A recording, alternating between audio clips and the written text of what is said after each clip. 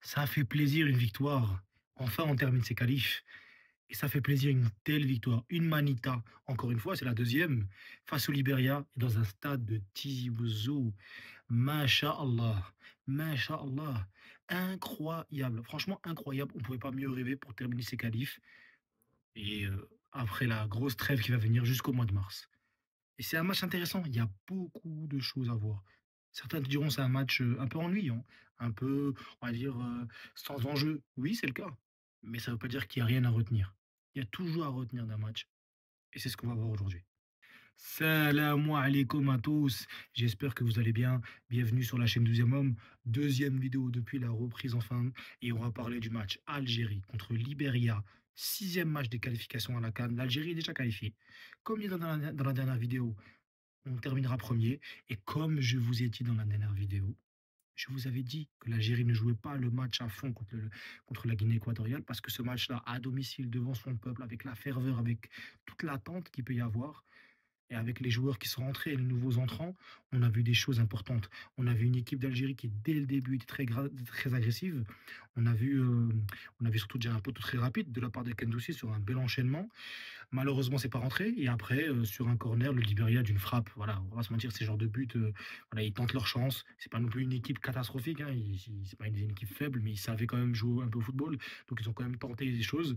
Et très rapidement, on se fait avoir. C'est les 20 premières minutes. Je vous l'ai dit, en général, c'est là qu'on voit les intentions des unes et des autres et que souvent les équipes les plus dites faibles tentent leur chance. Et c'est ce qu'a réussi à faire le Libéria. Et bravo. Après ça, l'Algérie a commencé à contrôler. On a vu plus de jeux, on a retrouvé un peu le système qu'on voit de plus en plus avec Petkovic. On ressort de derrière, on essaie de construire, on cherche un peu les ailes par moment, notamment avec trois défenseurs et les pistons. Aujourd'hui, c'était Adjam.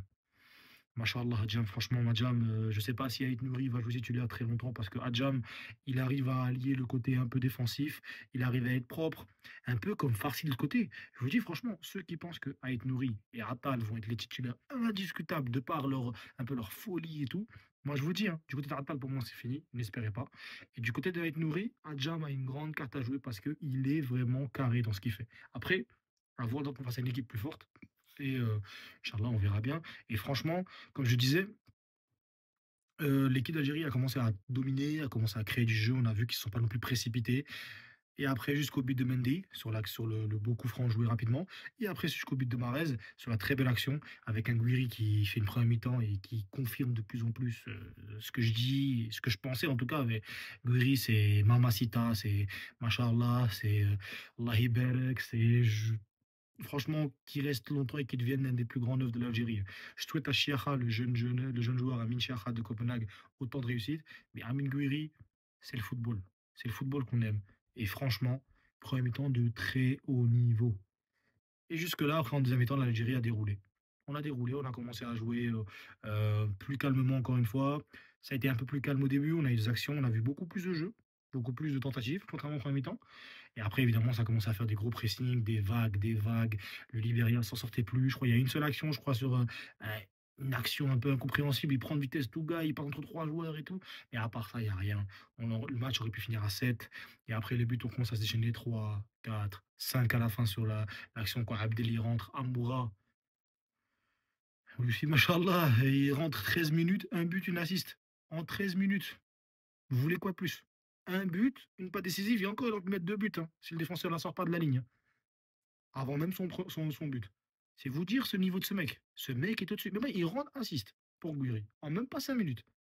Amoura, c'est le détonateur, et pour moi, il confirme le fait que c'est un joueur qui doit être détonateur. Soit joue sur les ailes, mais détonateur. Ce qu'on avait contre la Guinée équatoriale, lorsqu'il est mis en pointe, tout seul, Amoura n'a pas la capacité d'être cet attaquant de pointe capable de créer des choses.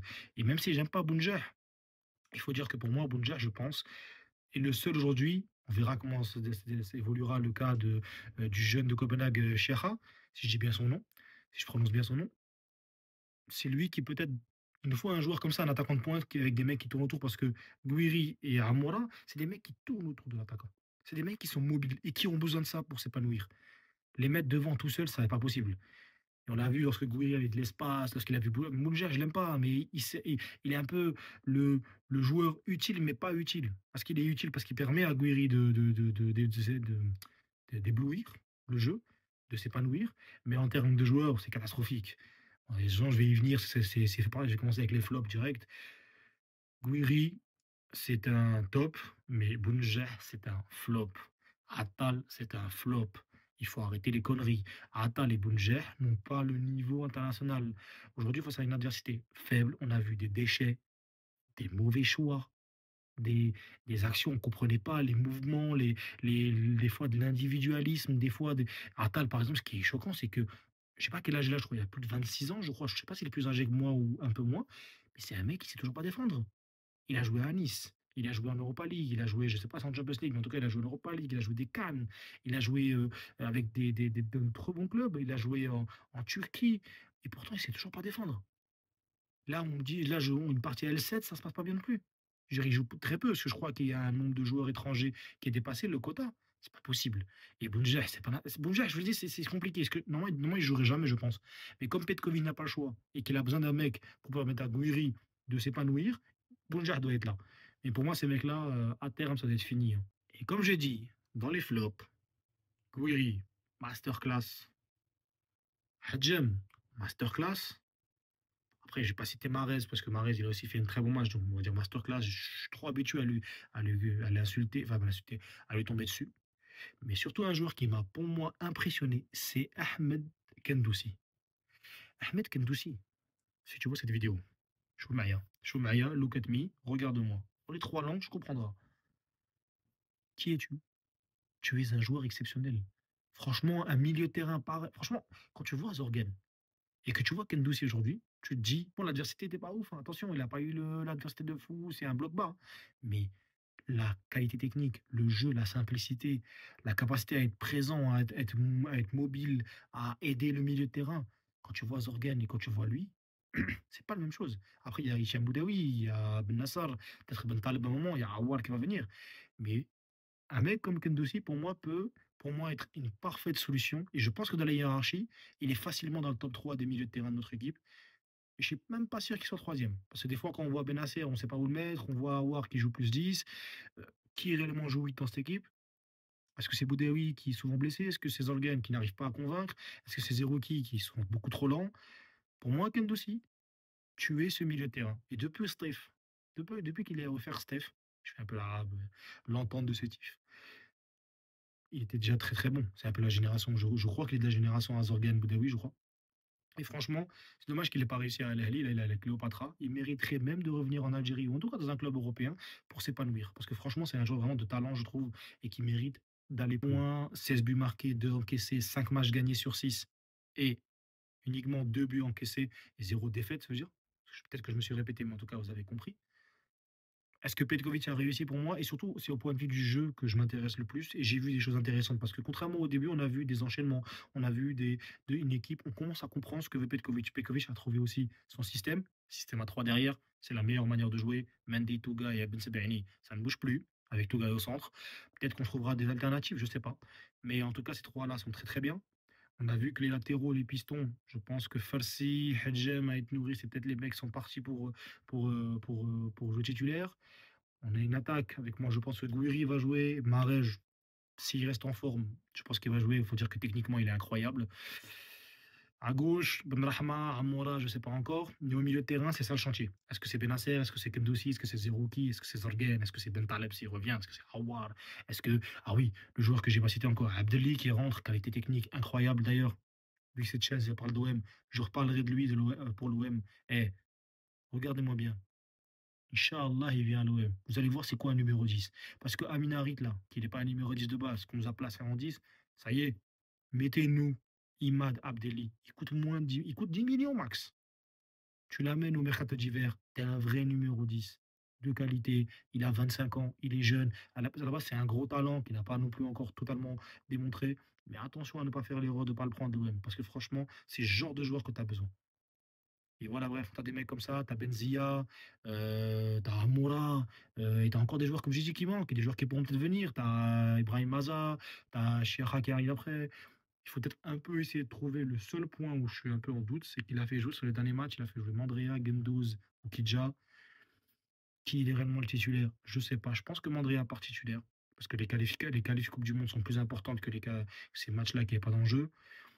Je sais pas comment ça partira, mais moi, je partirai sur une équipe avec Mandry en gardien. La défense, vous la connaissez. Trois défenseurs. Ben Sebaini, Tougaï, Mendy. À droite, pour moi, Mohamed Farsi part. À gauche, on part sur Ait Nouri. Pour moi, je partirais sur Ait Nouri parce que je trouve qu'il est peut-être offensivement est plus intéressant que Hadjem. Peut-être Hadjem, de toute façon, à voir. Allahu alam. Franchement, je sais même pas du tout là. Et au milieu de terrain, je partirais moi sur Kendoussi. Peut-être Kendoussi. Il faudrait essayer Kendoussi Zerouki ou Kendoussi Zorian. À voir, hein. Peut-être même Shaibi, parce que Shaibi, on ne sait pas. Shaibi, il a fait un grand match, mais intéressant aussi. Après, forcément, en attaque, j'aurais préféré peut-être partir des fois sur un 3-5-2, mais il faut dire qu'un 3-4-3, ça peut être intéressant si Marez rentre beaucoup. Donc, on va dire Marez, Gouiri en pointe, ou alors un 3-5-2 avec devant, on va dire un Amoura Gouiri ou un Bounja Gouiri. En tout cas, c'est le poste de coach que je trouve qui est encore assez indécis parce qu'on ne sait pas réellement qui est le titulaire à gauche. Est-ce que c'est vraiment Hajjem ou est-ce que c'est vraiment Ait Nouri? Ça partirait sur Ait Nouri. Et est-ce que l'ailier gauche, est-ce que c'est Benrahma qui parfois est en difficulté en club? Ou alors est-ce que ce ne serait pas un Amoura qui serait intéressant en tant que joueur de côté? Franchement, il y a des systèmes, c'est intéressant, mais on sait que on voit un peu comment ça va se fondre, comment l'équipe est en train de se créer. Et je pense que d'ici la CAN, il y a moyen, si tout se passe bien, qu'on n'ait pas de soucis, qu'on trouve enfin une équipe. Mais bon, alhamdoulilah, résultat parfait pour moi. Même s'il y a des choses à voir, on a un peu quelques difficultés dans certains matchs, mais c'est pas mal. À voir du maintenant direct en mars. Rendez-vous en mars, mais il y aura des vidéos, hein. Ne vous inquiétez pas les mecs. Il y aura des vidéos parce que l'Algérie a des choses à dire. Je parlerai de certains joueurs, que ce soit au niveau du scouting ou que ce soit au niveau de certains sujets, et on va en discuter. Et évidemment, les prochaines vidéos seront sur l'OM parce que l'OM, c'est ma ville, et c'est je t'aime. Merci d'avoir regardé la vidéo jusqu'ici. N'hésitez pas à lâcher un like, à vous abonner évidemment. Ah, et aussi, donnez-moi en commentaire ce que vous avez pensé du match, quels sont vos tops, vos flops, qu'est-ce que vous attendez, est-ce que vous avez pensé que, que le jeu était bon, est-ce que vous avez vraiment aimé comme moi, ou est-ce que vous avez totalement détesté, c'est possible, hein. Les avis sont divers et variés, j'en ai vu sur Twitter surtout. Et voilà, et on se retrouve bientôt, Inch'Allah, pour une nouvelle vidéo. Salam alaikum. Peace.